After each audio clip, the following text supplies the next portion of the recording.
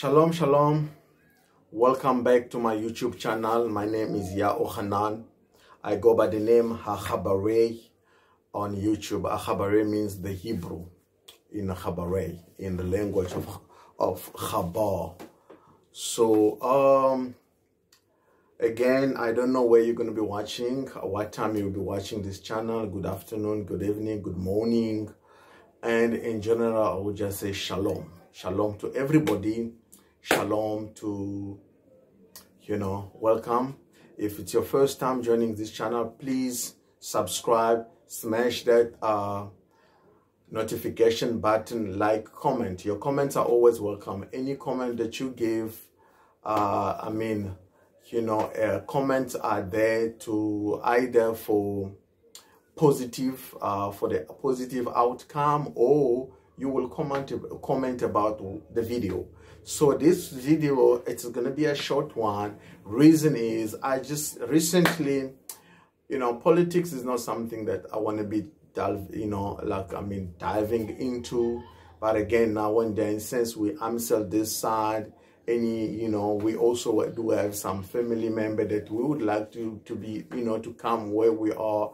And at the same time, we want them to be in a good state of mind, good place, whatever, until they see that the decision that we have taken according to the scriptures are right and the path is right, so that, they might want to join. So, but again, recently, someone sent me a picture, a video, it's a Facebook, it's a French TV channel, right? Seriously, it's in French.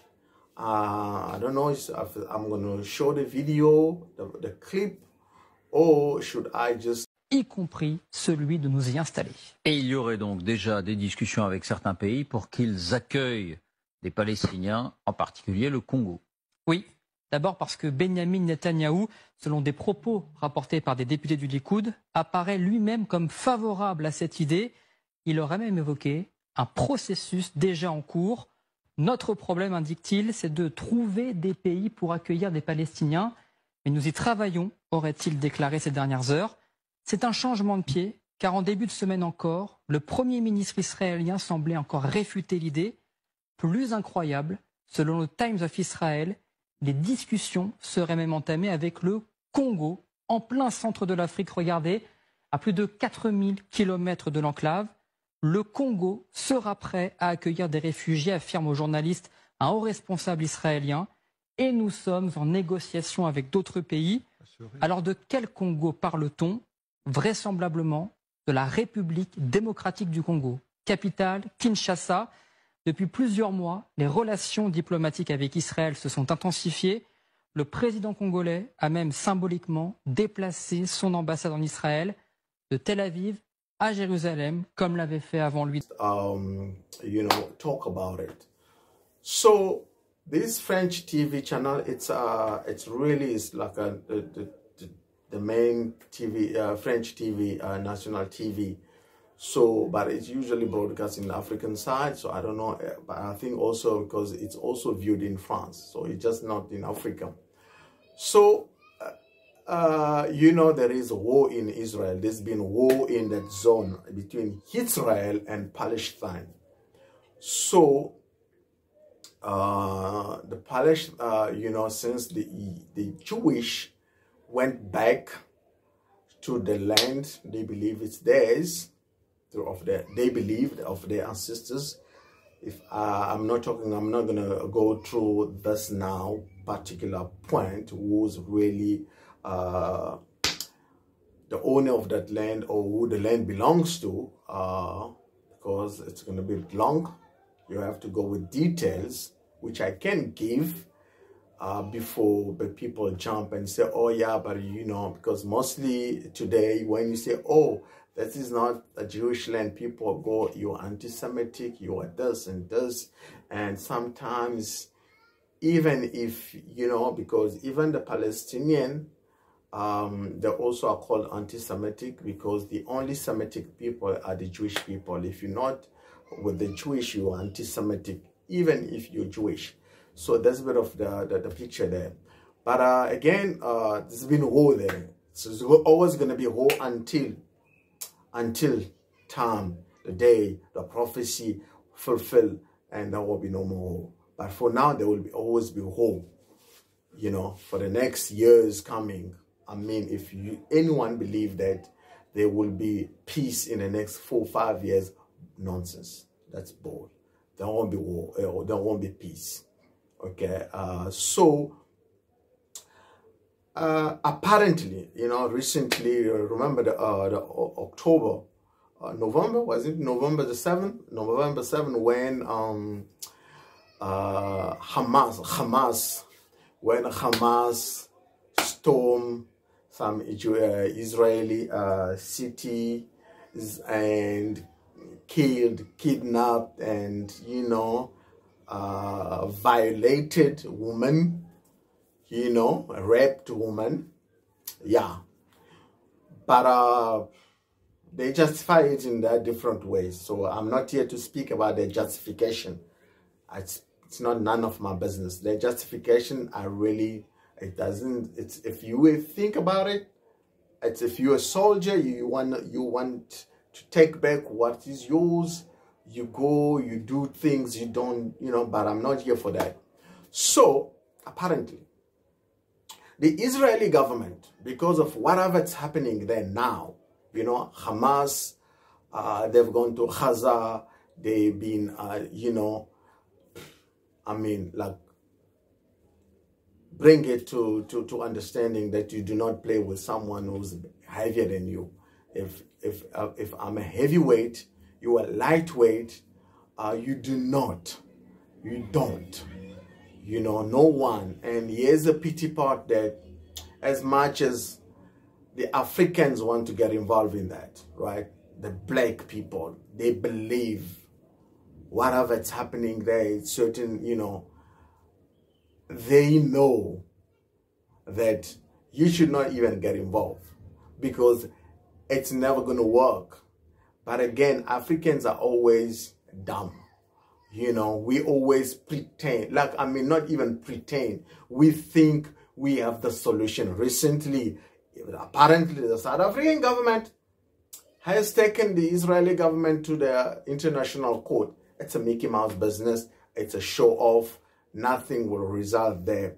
But again, so what's happening there is, because of whatever's happening, the Israeli government has thought that it will be best Palestinians that would like to leave Gaza forever, they can relocate them somewhere else. Where? So, Arabs who are Muslim, they are the one that actually gives Palestine, or, you know, there's two government, because there's two government in Palestine. There's Hamas and there's Fatah, right? With the Yasser Arafat's movement that runs Ramallah. So Hamas runs Gaza. But then, so mostly it's right now heavy weaponry with heavy destruction. It's in Hamas, in Gaza, Hamas controlled zone. Ramallah, where the other people are, it's not, you know, there's no whatever's happening there. It's just under Israeli still dominance, whatever, but it's not, there's no destruction as it's in Gaza. So you have Jordan, you have Egypt, you have Iran, you have Iraq, you have Saudi Arabia, Yemen, Qatar, Bahrain. I mean, how many Arab countries are there, and Muslim countries? Those countries are fully Muslim Islamic countries. They called the Palestinians their brothers. When the war started, Egypt blocked its borders with Gaza. Because why? The Egyptians do not want the mess in their side. They don't want, it's not that they don't want war with Israel, it's just that they don't want Palestinian in their land. They don't want that. Egypt, since Hosni Mubarak, has been doing that forever. They do not, they block fully. Because they know once they allow the Palestinians to now settle in Egypt, they will disturb the peace. They will disturb the peace. The peace there will be disturbed. They know it, that whatever Egypt is going through, they have problems, but it's controlled. The Muslim Brotherhood is calmed down, was put on the ground, right? Since Morsi was arrested and everything, you know, the Muslim Brotherhood was put down.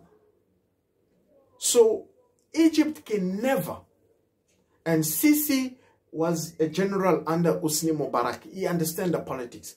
He knows he can never allow Hamas or whoever there to settle in Egypt because they will bring problems.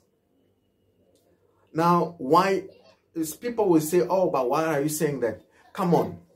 If, since this has been started, since the war has gone on, since Yasser Arafat was alive, whenever, Egypt never allowed it. Jordan has a camp.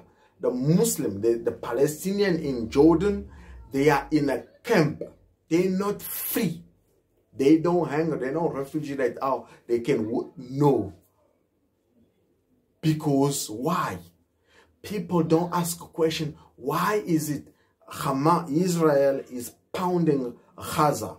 The Muslims are sitting there, fully armed. They have the same equipment from, I mean, they don't have the F-35 that Israel has, but they have most of the weapons from the United States, Bahrain, Qatar, Saudi Arabia, Egypt, Jordan. They're all supported by America. So they will never give, they don't take those refugees. Iraq, never. They're also in trouble. They have their own problem. Bringing that mass there to start complaining about their well-being, about the, you know, I mean, being taken care, all that stuff, it's never going to work.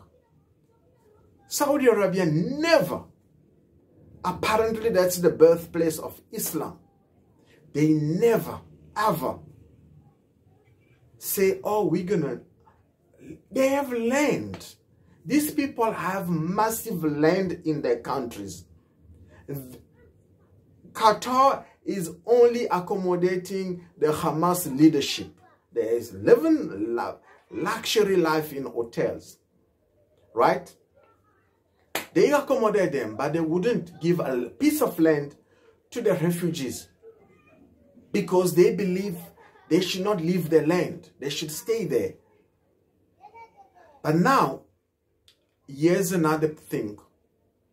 African leaders, you have your own problem. You can't even control Rwanda, small country like this, a small piece of country. The DRC, the Democratic Republic of Congo, can't control Rwanda. They are pretended. I know the leaders that were there before. Kabila was, you know, in cahoots with the Rwandan government. They were playing around, you know, pretending. But again, Tshisekedi is there. Worry about your people. Worry about the DRC. You want the Tshisekedi. That is per the French news channel that confirmed that the Israeli Times, right? The Times, the Israeli Times. So the Times, the journal Times, the newspaper, the Times from Israel, has reported that the Israeli government is in collaboration or in a negotiation with some African countries who would allow the relocation of Palestinians in Africa. Now, where in Africa? Morocco is an Islamic country. They're not saying that we're going to have the Palestinian. Oh, Tunisia. Oh, Libya. Oh, that's a war zone. Okay, it's not. It's unstable. So you bring such a people, demoralize, with psychologically broken people, mind are broken. Because that kind of war psychologically breaks you. Because you're not in the winning side. You're on the losing side. So then that anger will be vented where? In these African countries. Literally in these African countries. You will start having what the Europeans have. You know, since Europe opened their borders, what happened? Whoever bombed Europe, I don't care whatever it's been done. I'm not talking about it exactly. Like, I don't worry how did they bomb it. But whoever bombed Europe, it's the Middle Eastern people. From that side, Egyptian complaining about the either it's an Egyptian who's been, or it's Lebanon. Those guys, the Libyans. I mean, but now, an African leaders in the Central Africa, in the middle of Central Africa, not even the north of Africa, Central Africa, will want to real accommodate Palestinian because the Israeli government will give money. That's the only reason. Because for what reason? I mean, the Hamas leadership is more wealthier than the president of the DRC. These guys are billionaires. They're sitting where in Qatar, living a lavish life with their families. Yet, an African leaders who has doesn't understand nothing, will want to take these guys because there is money on the table. Because for no reason, you have problems. Your own people are leaving your land to go look opportunities outside. Massively. Yet, you at the same time, you're doing what Kagame did. Because Kagame in Rwanda, what did he do? The British dangle money in front of him. Say, all these refugees that are coming in England here, we would want a place somewhere else, far from Europe, where we can put them for standby.